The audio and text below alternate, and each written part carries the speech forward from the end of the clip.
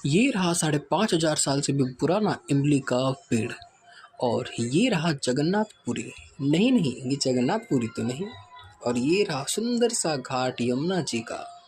और इसी वृंदावन की परिक्रमा में हमें मिलते हैं अपने एक फॉरेनर दोस्त।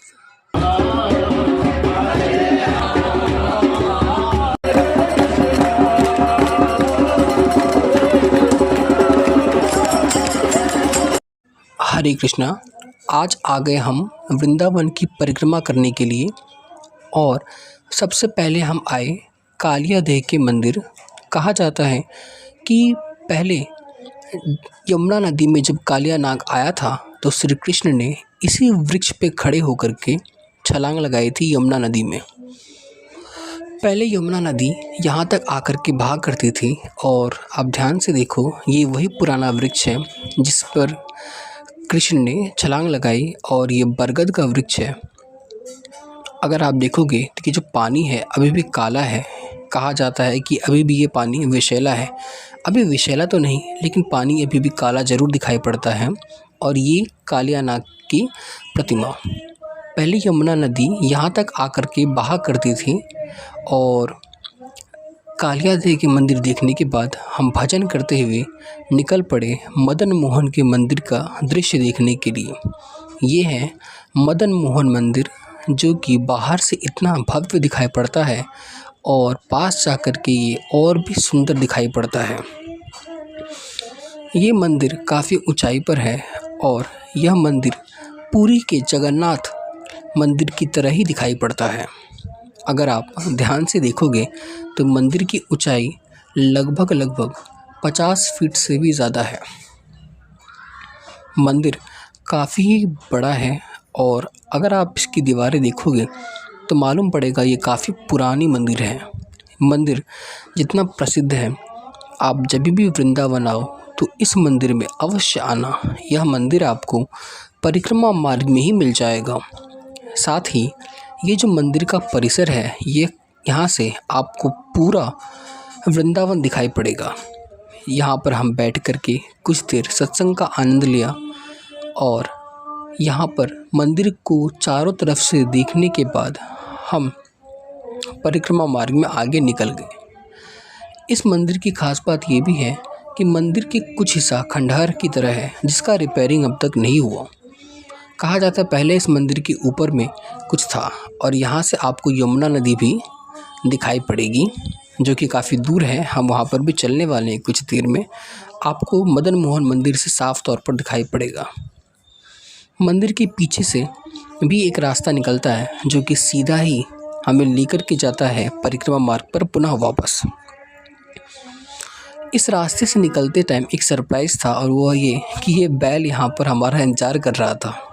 हम यहाँ से निकल कर के अब आ गए एक और मंदिर में। और इस मंदिर की खास बात ये है कि इस मंदिर में आज से लगभग 5,500 साल पहले का इमली का वृक्ष अवेलेबल है। ये वृक्ष अब तक जीवित है। और ये इमली का वृक्ष 5,500 साल पुराना है। और साथ ही हमने दर्शन किए मंदिर के चारों तरफ बने इस सुंदर से भव्य भगवान की लीलाओं का। देखने में काफ़ी आकर्षक और सुंदर है। आप जब भी वृंदावन आओ, इन सब जगहों के दर्शन अवश्य करो। और मंदिर के दर्शन करने के बाद जैसे ही हम इस मंदिर से भगवान के दर्शन करने के बाद निकलते हैं, तो हम आ जाते हैं सीधा यमुना नदी के दर्शन करने, जहाँ पे शाम के समय यह दृश्य काफ़ी लुभावना है। और यहाँ हमने कुछ देर दृश्य और का आनंद लिया और भजन किया।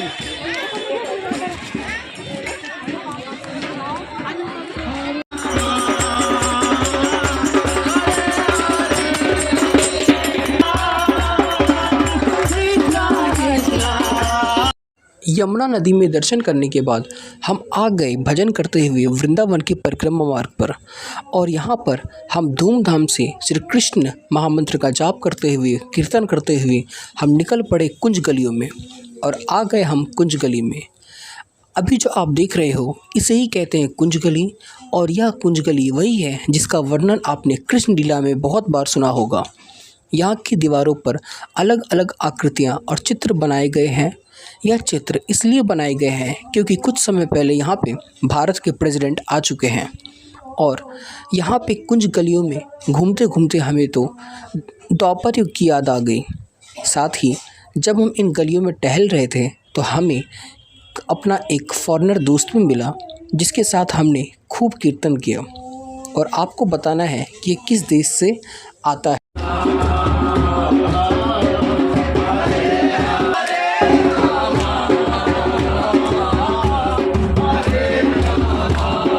ये देख के तो मालूम पड़ गया कि फॉरेनर्स भी भक्त तो होते हैं।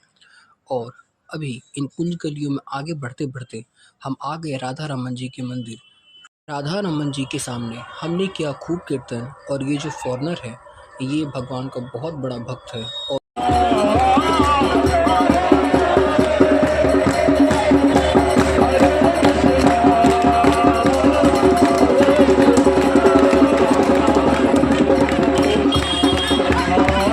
अब इसके आगे हम आ गए केसी घाट और यह यमुना नदी का ही एक घाट है। यहाँ पर श्रृंगार घाट, केसी घाट, चीर घाट ऐसे अन्य घाट है और यहाँ पे आसपास बहुत ही प्राचीन मंदिर है।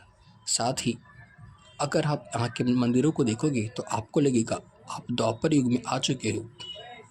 अगर आप यहाँ पर आना चाहते हो तो आप कमेंट में लिख दो राधे राधे, साथ ही चैनल को सब्सक्राइब कर लो। राधे राधे।